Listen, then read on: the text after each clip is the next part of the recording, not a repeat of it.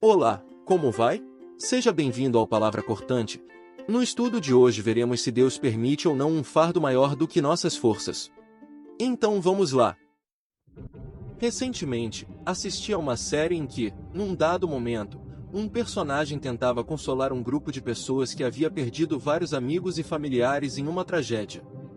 Ele acabou dizendo: Deus não permite fardo maior do que possamos suportar. Será mesmo? Isso está escrito na Bíblia? Vamos analisar. A questão toda começa no seguinte versículo: Não sobreveio a vocês nenhuma tentação que não fosse humana, mas Deus é fiel e não permitirá que vocês sejam tentados além do que podem suportar. Pelo contrário, juntamente com a tentação proverá livramento, para que vocês a possam suportar. 1 Coríntios 10:13. O engano nasce em trocar a palavra tentação por fardo. São coisas bem diferentes. A tentação vem de nossas próprias fraquezas, nunca de Deus, que de modo algum dá causa à tentação, uma vez que ela é uma instigação ao pecado. Ninguém, ao ser tentado, diga: sou tentado por Deus. Por que Deus não pode ser tentado pelo mal e Ele mesmo não tenta ninguém? Ao contrário, cada um é tentado pela sua própria cobiça, quando esta o atrai e seduz. Tiago 1, 13 e 14. A tentação são as nossas tendências pecaminosas aflorando, querendo nos guiar na execução de atos aos quais não deveríamos dar lugar. Aqui Satanás age com toda a sua astúcia, no sentido de nos prover oportunidades para dar vazão às nossas tentações. Porém, ressalto que cair na tentação é responsabilidade inteira nossa, já que não somos obrigados a ceder às artimanhas do diabo. O próprio versículo 13 de 1 Coríntios 10 destaca que, junto com a tentação, Deus proveu o livramento. Assim, de forma alguma poderemos argumentar que caímos porque a tentação foi completamente irresistível. Se caímos, foi porque não nos cercamos, na nossa vida diária, dos escudos que Deus deixa à nossa disposição. Tais escudos são obtidos por meio da oração e da meditação na palavra, que então nos manterão sempre alertas e em comunhão com Deus, munindo-nos de domínio próprio e dessa forma evitando possíveis quedas. Mas não se engane. Ninguém conseguirá esses escudos com a ajuda do desleixo e da preguiça. É necessário haver disciplina, estudo diário, persistência e perseverança. Um dia de falta de atenção pode ser tudo o que é preciso para que surja uma oportunidade e a queda aconteça. Imagine então o que pode ocorrer em uma situação de meses ou anos de desleixo na relação com Deus. As quedas passam a ser a regra, em vez da exceção. Pode-se chegar ao ponto da pessoa nem mesmo reconhecer mais alguns atos como pecaminosos. Eles passam a ser normais e aceitáveis. Para tudo se conseguirá achar uma justificativa ou desculpa, ainda que esfarrapada, como todo mundo faz, então não tem problema. Portanto, tenhamos em mente o que Jesus disse: vigiem e orem, para que não caiam em tentação. O espírito na verdade está pronto, mas a carne é fraca. Mateus 26:41. Jesus nos garante a eficiência do escudo contra a tentação. Pois, naquilo que ele mesmo sofreu, quando foi tentado, é poderoso para socorrer os que são tentados. Hebreus 2:18. Por que não temos sumo sacerdote que não possa se compadecer das nossas fraquezas?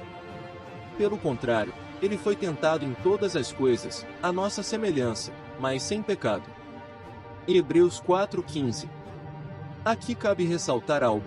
Por mais que certamente possamos confiar nos escudos que Deus nos provê, não convém por isso nos permitir a convivência corriqueira com a tentação que nos é peculiar. A carne, como o próprio Cristo disse, é fraca. Façamos então como José, quando for o caso, que literalmente correu desnudo para longe da tentação em Gênesis 39, 7-12. Pois bem, tendo estabelecido o que é e de onde vem a tentação, agora vamos analisar no que ela difere do fardo. O fardo, na verdade, é um sofrimento, aflição ou tribulação pelos quais podemos passar. Tais como a perda de um familiar ou amigo, dificuldades financeiras, problemas de saúde, dentre tantos outros. E já respondendo à pergunta que originou este estudo, digo que Deus permite sim um fardo maior do que podemos suportar.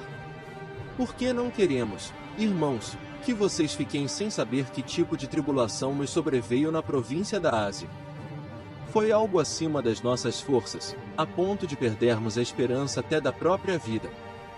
De fato, tivemos em nós mesmos a sentença de morte, para que não confiássemos em nós mesmos, e sim no Deus que ressuscita os mortos. 2 Coríntios 1, 8 e 9. Paulo deixa claro nesses versículos que enfrentou fardos além de suas próprias forças. E mostra por que Deus faz isso. Para que cada um perceba que sua confiança não deve estar em si mesmo, mas no Senhor, aquele que venceu o mundo e a morte.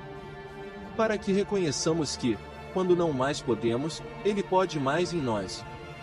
Nesse sentido, o fardo pesado acaba causando a quebra do nosso orgulho, para que nosso ego saia do caminho e deixe espaço livre para o agir de Deus em nossas vidas.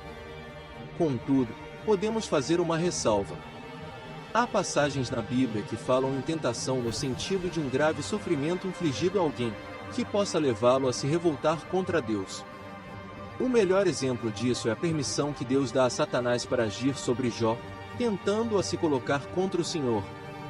Satanás então provoca diversas perdas a Jó, destruição de seus rebanhos, morte de servos e até mesmo a morte de seus filhos e filhas.